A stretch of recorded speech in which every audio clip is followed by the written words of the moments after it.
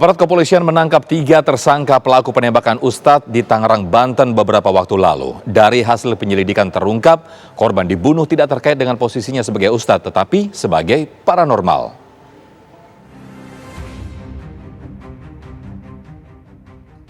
Polisi mengungkap kasus penembakan yang menewaskan seorang Ustadz di Kecamatan Pinang, Kota Tangerang, Banten beberapa waktu lalu.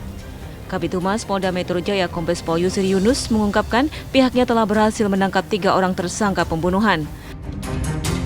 Tersangka pertama adalah M selaku inisiator pembunuhan yang membayar tersangka K selaku eksekutor, serta tersangka S sebagai joki saat penembakan. Pertama yang kita berhasil amankan adalah Saudara M. Ini adalah yang menginisiator kejadian ini. Dia yang menginisiasi, dia aktor intelektualnya. Ya. Hari Kamis yang lalu kita amankan yang bersangkutan itu di daerah Serang, Banten. Pada saat yang bersangkutan ada di rumah makan, ini yang berhasil kita amankan Saudara M. Alamatnya adalah di daerah Kecamatan Pinang, Kota Tangerang, atau di Kelurahan Cepete, Kota Tangerang. Pekerjaan sehari-hari adalah wira swasta. Dia pengusaha angkutan untuk di daerah Banten. Kemudian kemarin tanggal 27 kemarin baru kita amankan lagi 2 orang tersangka. Yang pertama adalah Saudara K. Jadi Saudara K ini adalah eksekutornya. Sementara motif pembunuhan adalah dendam terkait profesi korban yang ternyata seorang paranormal. Korban diduga melakukan hubungan terlarang dengan istri tersangka M saat menjadi pasiennya pada tahun 2010 lalu. Jadi saya tekankan di sini bahwa korban adalah paranormal. Peristiwa pembunuhan tidak terkait predikatnya dalam kapasitas ustadz, karena memang bukan ustadz. Jadi ustadz dipanggil ustadz oleh lingkungan sekitarnya adalah ketika dia menjadi ketua majelis taklim saja. Dia tidak mengajarkan ngaji, tidak mengajarkan ilmu agama, tidak mengajarkan ini. Nah, latar belakang ini menjadi sangat penting bagi arah penyelidikan selanjutnya.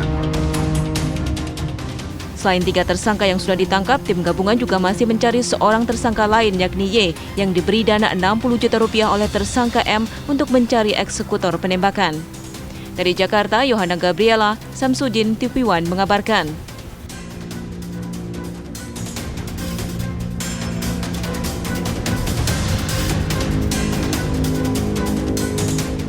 Ya, lalu apa perkembangan dari kasus penembakan seorang paranormal di Tangerang? Kita menuju ke Mapolda Metro Jaya. Ada Ken Ana di sana.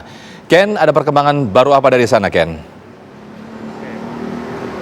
Ya, selamat sore Sofyan dan juga pemirsa. Sesuai dengan informasi sebelumnya yang disampaikan bahwa tadi memang dalam konferensi pers yang dilakukan oleh pihak kepolisian dari Polda Metro Jaya ini menyampaikan mengenai sejauh mana penanganan kasus dari pembunuhan ataupun juga penembakan yang terjadi di Tangerang, Banten terhadap seorang paranormal berinisial A pada tanggal 18 September 2021.